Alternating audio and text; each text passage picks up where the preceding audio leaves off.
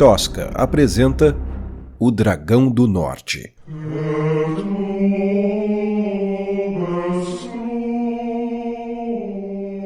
Capítulo 8. As portas se fecharam atrás dos cavaleiros e eles estavam dentro da távola. Um salão escuro e ainda maior que o anterior, inspirado pelo legado de Arthur. Na parede oposta havia um palco ricamente adornado. Figuras douradas em alto relevo contornavam a estrutura, contando a história do cálice em estações, a chamada Via Gradalis. Na primeira estação, no canto inferior esquerdo, o momento em que Arthur retirava Excalibur da pedra. Na sequência, Arthur já coroado, pousando sua espada no ombro de um homem de armadura. 3 guerreiros ao fundo simbolizavam os primeiros cavaleiros da Távola Redonda. No próximo quadro, cavaleiros rumavam para o leste. Arthur na frente, posição clássica, Excalibur erguida. Na sequência, o rei decapitava um guerreiro otomano. Os outros cavaleiros em luta numa perspectiva forçada. O próximo quadro era provavelmente o mais famoso. Talvez por isso era disposto no alto ao centro, um rei Arthur de pé sobre uma pilha de crânios, Excalibur aos céus. A outra mão do rei derramando o conteúdo de um cálice em sua própria boca. Um momento que transformou a história da humanidade. O rei Arthur bebe do Santo Graal e se torna imortal, a prova viva da existência de Deus e governante do mundo pelos próximos 17 séculos. A próxima parte da Via Gradalis sempre intrigou Carlos. Ele não entendia por que sua inclusão na narrativa. Em todo caso, lá estava, à esquerda superior do palco. Um homem de túnica e barbas longas observava o rei no alto de uma colina. Ele está curvado, sorrateiro. Carrega debaixo do braço um vaso, como uma urna de restos mortais. A Caixa de Pandora. E, finalmente, a última estação. Ao fundo, a urna aberta e um enxame de carrancas monstruosas emanando de dentro. No primeiro plano, o rei Arthur crava Excalibur no coração de Merlin, o homem de túnica e barbas longas. E o detalhe que mais incomodava Carlos, a expressão no rosto de Merlin, era um sorriso. De certa forma, Carlos entendia a motivação política para manter as 2 últimas estações. As pessoas precisavam ser constantemente lembradas das ameaças pandorianas, os monstros, a pestilência, os demônios. Para isso servia a Via Gradalis, presente em cada igreja, cada escola, cada lar. Lembrar que o mundo é um campo de batalha de uma guerra entre as forças do mal e o exército de Deus, liderado pelo Santíssimo Rei Arthur, monarca do mundo. E cabia ao povo contribuir para as vitórias da luz contra as trevas. Não havia cidadão em Veracruz que não fosse capaz de recitar essas frases como um mantra. A resposta para a mais importante pergunta: qual é o sentido da vida? As luzes do ambiente foram reduzidas e apenas o altar permaneceu iluminado. Cortinas vermelhas se abriram ao fundo e clarins soaram. Um trono carregado por homens musculosos trouxe o rei para o centro do palco. Os 2 servos da frente e os 2 da retaguarda traziam a liteira de ouro com passos cautelosos e coordenados, conferindo ao rei um movimento cadenciado, não muito diferente de um flutuar. As conversas cessaram automaticamente, parte em respeito ao rito, parte porque era impossível falar algo com a orquestração feérica da entrada real. Os cavaleiros retiraram seus elmos e se curvaram. O trono foi gentilmente pousado e os servos se retiraram sem dar as costas para o rei. Carlos evitava olhar diretamente para o palco. Quando os clarins silenciaram, um arauto surgiu e ordenou que os cavaleiros se apresentassem ao rei. Com uma precisão quase coreográfica, eles se ergueram, puxaram suas espadas e as apontaram para o alto. Os samurais, piratas e outros mercenários mostraram menos energia e precisão nos movimentos, mas seguiram o grupo. Carlos não esperava sentir pena do rei Dom Pedro VIII. O trono de ouro, a coroa pesada, cravejada de joias sobre uma absurda peruca branca, a pele enrugada coberta de pó de arroz e o lábio artificialmente vermelho, o pescoço mole enterrado em camadas de babados e seda, cobrindo seu corpo até os pés. Mãos enluvadas e imóveis, repletas de anéis gigantescos. O rei era muito mais velho, muito mais frágil do que imaginava. Carlos precisou se concentrar para perceber algum tipo de movimento, um sinal de vida. Achou que testemunhara um suspiro, mas não podia afirmar. O cardeal Gonçalves surgiu do fundo do palco. Era alto, rosto anguloso, olhos fundos e nariz adunco. Devidamente paramentado, assemelhava-se à figura do bispo no tabuleiro de xadrez, inclusive no sorriso. Que o cálice sagrado derrame bênção sobre todos vocês, corajosos cavaleiros, declamou de forma afetada ao ocupar o centro do palco. De braços abertos, o cardeal fez o ocupante do trono real desaparecer atrás do seu manto vermelho. Em nome de Sua Majestade, o rei Dom Pedro VIII de Veracruz, e de Sua Santidade Arthur, o imortal rei da terra, eu os parabenizo por sua bravura e seu patriotismo. A nação precisa dos seus talentos.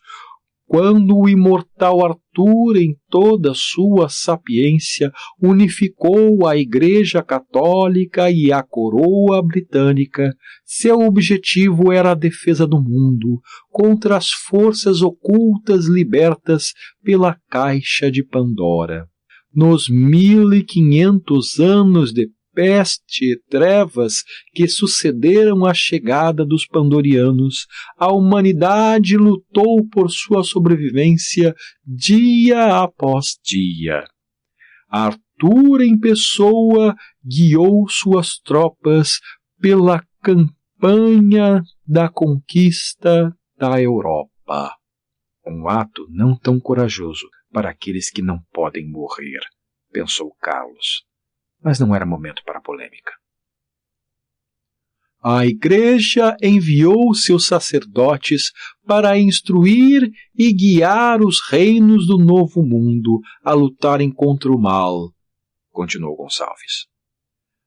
A ameaça que se faz presente, eu devo dizer, é significativa, mas também é recompensa para o vencedor. O cardeal estendeu a mão direita e a manteve estendida por alguns instantes. Então estalou os dedos uma ou duas vezes impacientemente. Finalmente um clérigo surgiu com um papiro enrolado e o depositou na mão do cardeal, que o puxou num gesto rude. Desenrolando o documento com um exagero solene, Gonçalves limpou a garganta e começou a leitura. No ano 2010 de Nosso Senhor, mediante os poderes conferidos por Sua Santidade, Rei dos Reis, Arthur da Inglaterra, o monarca regente do Reino de Veracruz, Sua Majestade Dom Pedro VIII, convoca os cavaleiros presentes para uma demonstração de patriotismo, coragem e bravura. A amazona Glória Bragança Bonaparte, princesa de Veracruz, selecionará apenas um entre os candidatos para uma missão de crucial importância para a segurança da população, leu o cardeal, fazendo uma pausa dramática antes de anunciar a missão. O cavaleiro escolhido pela princesa de Veracruz terá a missão de derrotar um famigerado dragão do norte que, segundo os informantes reais, está a caminho do reino, anunciou, fazendo protestos e palavrões ecoarem na plateia. Um dragão do norte? Vocês enlouqueceram! Gritou um mercenário. É como mandar uma formiga matar um hipopótamo! Protestou o pirata, levantando-se e rumando pela porta. Nem por todo o dinheiro do mundo! Protestou.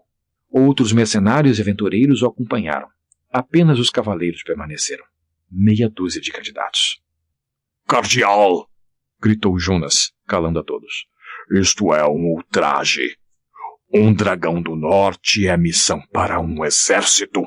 Se um pandoriano destas proporções está a caminho do reino, mandar apenas um guerreiro não é apenas assassinato, é genocídio. Ninguém em sã consciência autorizaria um edital desses. Eu autorizei, disse Glória, surgindo por detrás das cortinas e tomando o centro do palco. A plateia, hipnotizada pela beleza da princesa, precisou de um segundo para se lembrar de reverenciar a filha do rei. Glória era esguia, alta e tinha cabelos dourados, presos num coque de amazona. Seus olhos azuis cintilavam no altar iluminado. Vestia sua armadura real e o metal seguia o contorno do seu corpo com precisão, num desenho ao mesmo tempo sensual e imponente. Você bem sabe, Jonas, eu não sou conhecida por decisões levianas. Tampouco por covardia, disse, sua voz suave, projetada com firmeza. Sim, Alteza, sua coragem é lendária. Mas uma amazona não segue o mesmo código de um cavaleiro, disse Jonas. Uma amazona treinada na távola de Arthur. Uma princesa amazona, corrigiu Glória. Sim, Alteza. Uma amazona. Devo atribuir sua atitude insolente ao receio diante da missão, cavaleiro? Com todo respeito, Alteza. Ambos sabemos que não se trata disso, disse Jonas. Não tenho receio de qualquer missão. Eu honro o nosso código. Uma morte honrada no campo de batalha é a maior recompensa, mas não há nada que um cavaleiro possa fazer sozinho contra um dragão do norte. Estou certo disso. Olhe ao seu redor, Alteza. Os cavaleiros neste recinto foram todos treinados por mim. Eu sei do que são capazes. Talvez se combatêssemos juntos tivéssemos uma chance, ainda que mínima.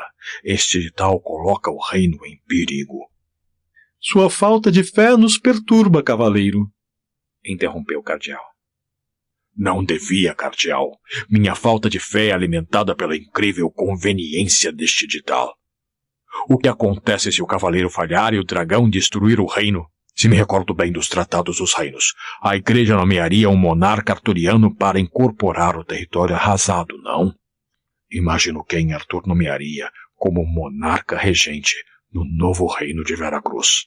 Suas blasfêmias não serão toleradas, gritou Gonçalves. Glória levantou a mão e fez o cardeal se calar.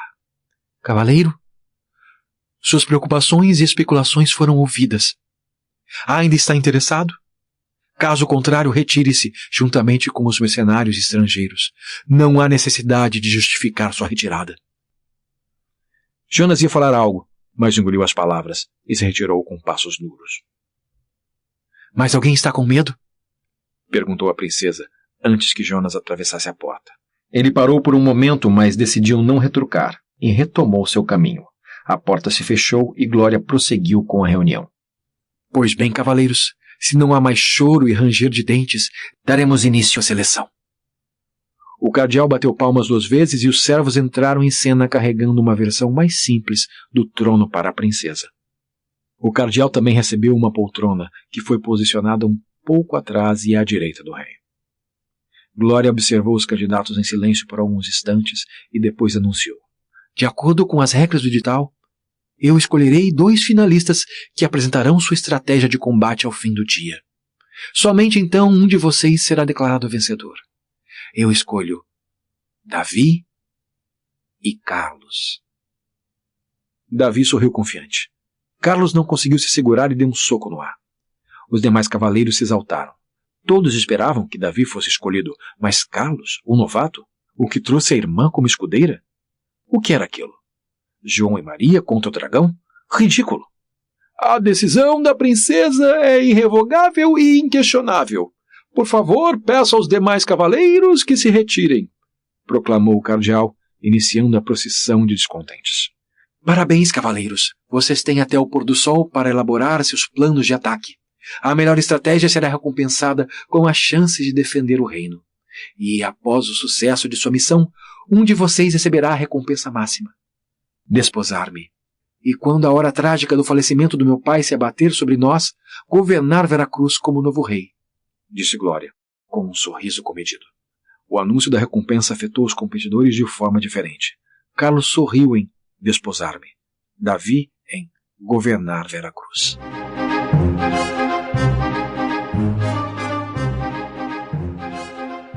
O Dragão do Norte foi escrito, narrado e produzido por Rodrigo Espírito Santo. Esta é uma produção da Tosca Literatura. Obrigado por ouvir.